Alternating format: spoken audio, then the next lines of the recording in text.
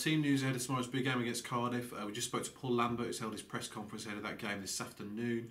Goalkeeper Carl Hakeem is touch and go for the Cardiff game. He picked up an injury while on international duty, so he'll be assessed this afternoon.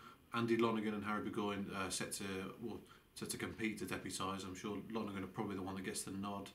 Burgoyne actually played in the reverse fixture against Cardiff back in December. A really miserable 2-1 defeat for Wolves that night, but Lambert thinks that his team will be better off for that experience. They faced an aerial bombardment, particularly in the second half. Corners, long throws, crosses, long balls, that's what Cardiff are all about. It won't be pretty, but Wolves know exactly what they're going to get, and Lambert thinks they'll be better off for it.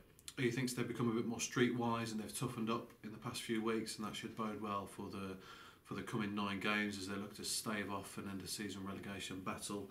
And he's also called for them not to get stage fright as they return to Molineux tomorrow. Wolves, of course, have the 3rd worst home record in the Championship. Contrast that with Cardiff, who, if the league table had started when Warnock took over, they'd be 3rd in the Championship right now. That's the revival that he's overseen there of the Bluebirds, so it'll be a really tough test for Wolves tomorrow. Ahead of a massive week, they've got Forest on Tuesday at Molineux, fellow relegation struggler, and then Bristol City away on Saturday, for which 2,000 tickets of a 2,500 allocation have already been sold. So a massive week ahead. And another couple of bits of team news. Joe Mason not yet considered ready for a return to action following a hernia problem. Jordan Graham and Michael Zara making good progress following their very serious knee injuries, but again, not yet ready for consideration. We hope to see all 3 at some point before the end of the season.